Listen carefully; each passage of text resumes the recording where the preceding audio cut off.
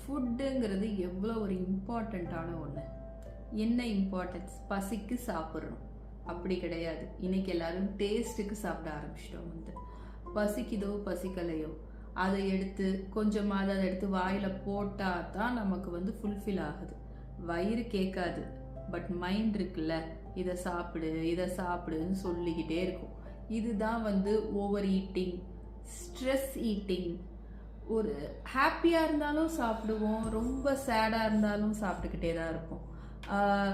இதுக்கு என்ன காரணம்னா மைண்ட்ஃபுல்னஸ் இல்லை. அந்த இடத்துல மைண்ட்ஃபுல் ஈட்டிங் இல்லை. அது என்ன மைண்ட்ஃபுல் ஈட்டிங்னா நம்ம சாப்பிட்றப்ப நம்மளோட முழு கவனமும், நம்ம ஃபோக்கஸ், நம்ம கண்ணு, நம்ம கை, இந்த விரல் எல்லாமே அந்த ஃபுட்டில் கனெக்ட் ஆகி இருக்கிறப்ப நம்ம தேவைக்கு மேலே நம்ம சாப்பிட மாட்டோம்.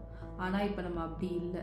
ஃபுல் அண்ட் ஃபுல் மைண்டு எல்லா இடத்துலையும் இருக்குது, எல்லா சிச்சுவேஷன்லேயும் இருக்குது.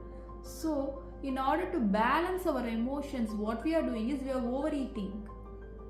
அந்த எமோஷன்ஸை பேலன்ஸ் பண்ணுறதுக்கு நம்ம நிறையா சாப்பிட்றோம்.